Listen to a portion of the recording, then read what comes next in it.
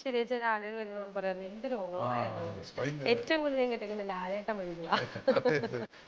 ഭഗവാൻ കൃഷ്ണനെ സംബന്ധിച്ച് പറയാനുണ്ട്, അദ്ദേഹം ആണ് ആദ്യത്തെ ഈ റിസോഴ്സ് കാട്ടിക്കൊടുത്ത അർജുൻ. അപ്പൊ എന്താണ് ഈ DMYT? അതൊരു കുട്ടിയുടെ വ്യക്തിത്വ വികസനത്തിന് അല്ലെങ്കിൽ നമുക്ക് കരിയർ ചൂസ് ചെയ്യുന്നത് എത്രത്തോളം പ്രയോജനപ്പെടുത്താൻ സാധിക്കും? മനുഷ്യന്റെ ചിന്തകളാണ് അവനെ നാശത്തിലേക്കും ഉയർത്തിയിലേക്കും കൊണ്ടുപോകുന്നത്.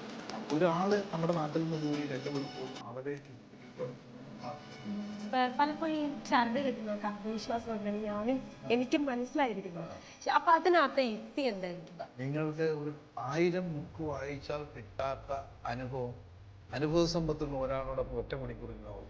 എന്താണ് മനോരോഗം, എന്താണ് മനസ്സിന്റെ അസുഖം? മൈൻഡിന്റെ ഫുൾ ഫോം എന്ന് പറഞ്ഞാൽ തന്നെ multiple intelligence in normal direction.